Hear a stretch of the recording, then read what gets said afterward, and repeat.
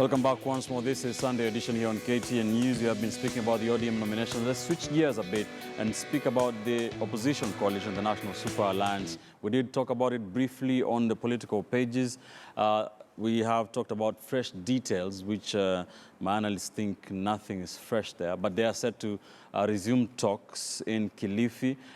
Some of them, a couple of them had traveled. Kalonzo Musyoka had traveled out of the country, as had Raila Odinga. Kalonzo is back. We understand Raila is set to be back before the talks in Kilifi. We want to talk about some of the intrigues that have been happening among the different affiliate parties. Last week, there was allegations or confessions of leaked documents by ODM. Let's take a look at this story by our Timothy Otieno. In what appears to be an attempt to calm a seemingly growing storm within the National Super Alliance, precipitated by a leaked document outlining a possible lineup for the presidency without mentioning names, ladies and gentlemen, NASA core principal Kalonzo Musyoka insisted that forces within NASA were working hard to ensure the coalition's downfall. I continue to urge that all of us remain focused, our eyes on the ball, and the ball is not Raila, Kalonzo, Mudavadi, Weta. The ball is sending Jubilee home. The Wiper leader accused the ODM Secretary General Dr. Agnes Zani of creating unnecessary tension within the coalition. The latest feud follows Zani's confirmation of a lineup with Raila Odinga as presidential candidate, Kalonzo Musyoka as his running mate, Musalia Mudavadi as chief minister, and Moses Wetangula as speaker of either house of parliament. Yale ambayo imezungumzwa kwa upande wa ODM, ikiwa ni kweli katibu mkuu wa ODM alizungumza yale aliyazungumza, basi hana budi ila withdraw publicly, kwa sababu we have not agreed. Nothing is agreed until it is agreed. Oh, yeah. Oh, yeah. Yeah? The anxiety will come to an end, because we have constantly said that at the right time, NASA supporters and Kenyans will see one of us delivering the papers to the IEBC to confirm that there is a presidential candidate. Across town, NASA's National Coordinating Committee, meant to draft a framework to reach a suitable NASA candidate, was also seemingly calming nerves by insisting that the process would only be complete once the NASA summit, composed of the 4 top core principals, agreed on a preferred candidate. I think there's nothing really to say there's a firestorm. You know, the way the story has come out is that there's a split, there's a firestorm. But we can see the 4 of us are here representing all the parties. We are the people with the authority, yes, from the National Super Alliance. Yeah. Why should you listen to somebody else who doesn't have that authority? The flurry of remarks coming just days after a war of words through press statements between ODM Secretary General Agnes Zani and ANC Secretary General Geoffrey Osotsi, who accused each other of wanting to sabotage a delicate process that had been in the works for weeks. That was Zani's democratic right to say what she said, but it's not the position of the principal Raila Odinga or ODM, or what Nyenze said was not the position of Kalonzo Musyoka as a principal and Wiper Democratic Party. Just 2 days ago, ANC party supporters held demonstrations in Kakamega town, accusing the coalition of attempting to sideline the ANC party leader. The acid test for the coalition will play out in the coming days when the NASA leaders retreat to finally decide who will lead the coalition into the coming elections. Timothy Otieno, KTN News. Right, NASA, ODM has many times blamed the National Intelligence Service for leaking stuff to cause anxiety or to see what happens. But there are strong indictments against Dr. Agnes Zani, the Secretary General of ODM, to have leaked those details. And now he's being accused by Wiper and NC of accusing ODM of negotiating in bad faith. How much pressure are they under because of this, Dismas? think number one, we need to give Dr. Zani a pat on the back because she's among the few honest politicians. And what ODM or NASA has been doing by saying that they're giving out leaked information is to test the waters. And these are practiced all over the world. Wherever there's a powerful politician, they want to gauge the mood of the people, they would leak the information. But the problem is that most of the time members of the media who run these stories, they actually think that that's the party position. And it was in order for Dr. Zani to actually confirm so that we now know exactly how the political party works. But looking at that committee of 12 and the other committee, the one by Dr. Ndi, which is supporting the committee of 12, they sit in a very precarious position. And we are often told that advisors suffer no risk. So for them, the only thing they're doing is coming up with an advisory position. So whatever they say, they don't have a power of attorney. They can't, rather their position is not glue. It cannot take anybody into account. So at the end of the day, the people who matter are really the four principals: Musalia Mudavadi, Raila, Kalonzo, and Wetangula. And when you look at the four, when you look at their body language, they've already taken a decision. What now is remaining is for them to break it out to the public on how they're going to manage expectations. When you see Orengo speaking and Muthama, one has to pity them because they're trying to manage situations, they're going to manage expectations, yet on their own, they're not part of the decision-making process because they are bosses. The four already have taken a decision. Even when you saw Nyenze saying that if you don't have a Kalonzo as part of the ticket, then we are going to take a walk. Even if he says that, if Kalonzo is not given that position, it will not fly. Again, you saw what happened in Western Kenya. Because for the longest time, people have, for some reason, imagined that Ameso and company, they're very docile people that are supposed to be part of the escort. So even now, people who say to support Musalia Mudavadi had to come out and say, no, wait a minute, we are also strong. If what you're saying is true, Dismas, I would understand the ANC Secretary General, Geoffrey Ototi, reacting to Agnes Zani. But why would Kalonzo Musyoka be reacting to Secretary General's remarks if indeed maybe they have decided and what happens here is inconsequential? You see, in as much as the four principals have taken a decision, they have to come up with a schedule on how they're going to manage expectations. And they must be having a plan, with a critical path analysis on what they're supposed to be doing today. And it's a gradual process till August 8th.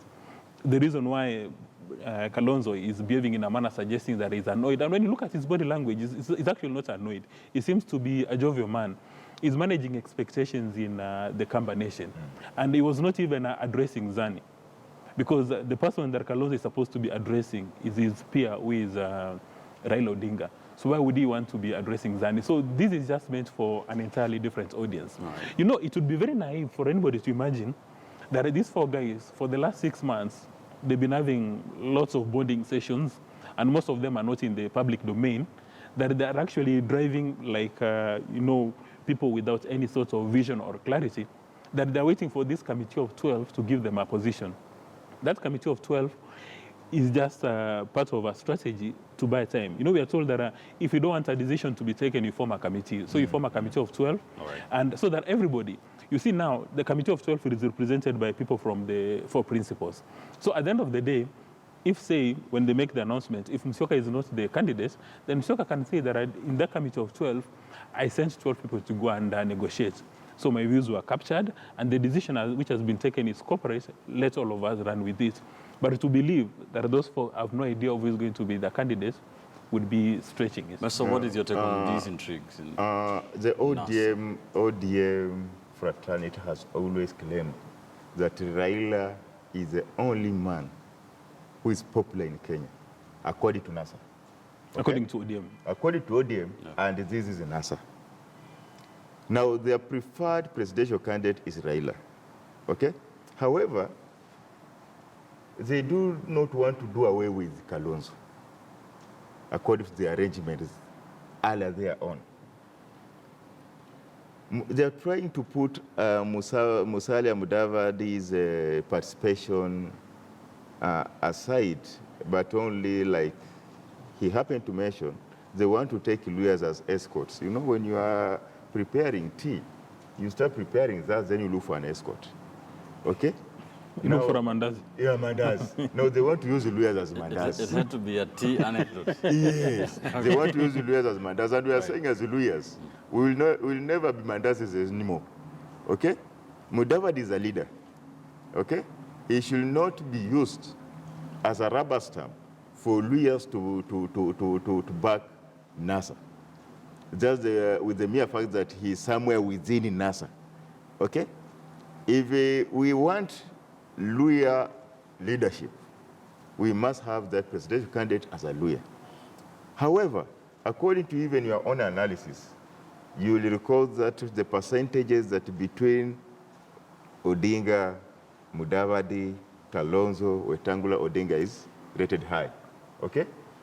Now, it beats logic if Odinga may not be the flag bearer, because a charismatic person within us is Odinga, a person who can pull the crowd, okay?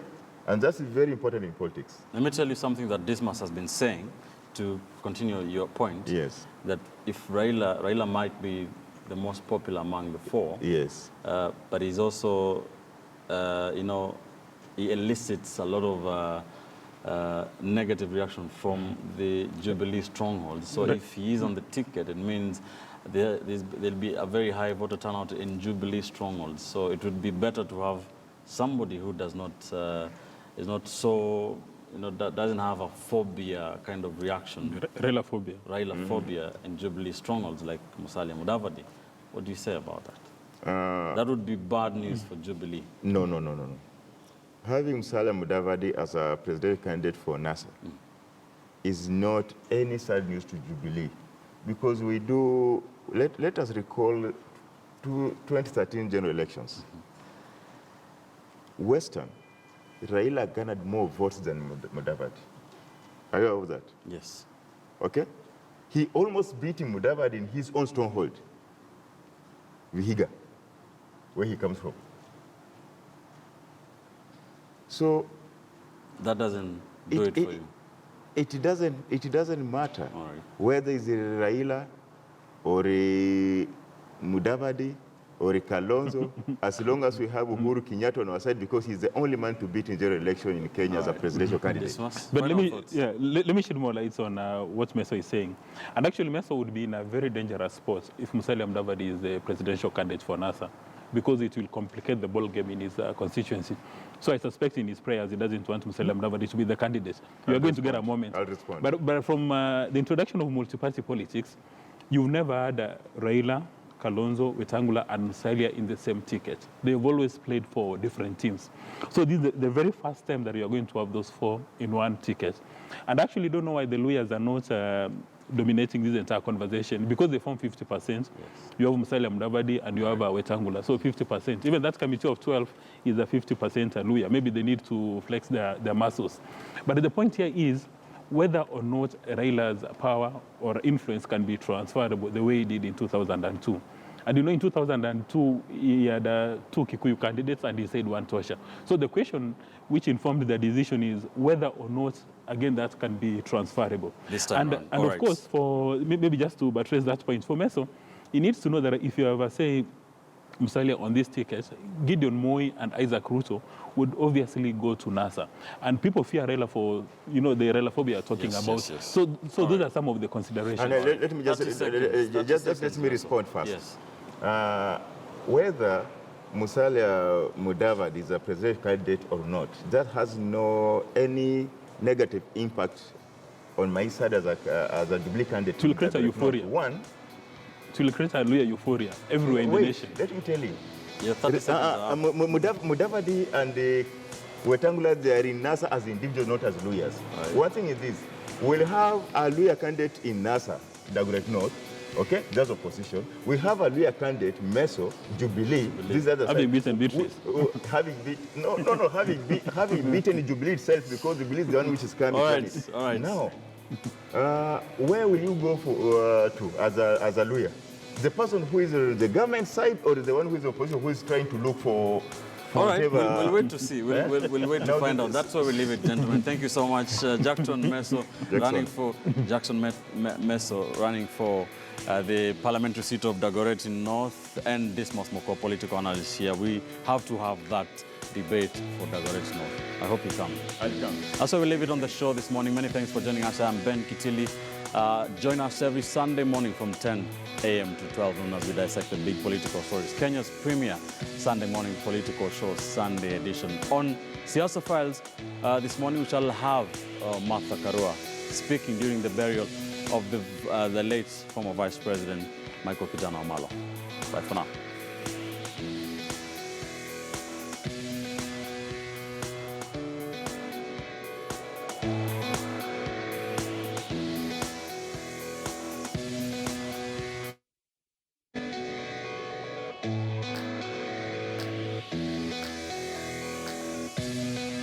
Tukiwa wanasiasa, hebu kila mtu afungue duka lake, tujiuze kwa wananchi, lakini tusiwe na kusikia ubaya ukiona mwenzako amefungua nini duka. Bora tuwe na heshima, ndivyo hata siku nyingine tukiona inafaa tuungane, tunaweza kuungana.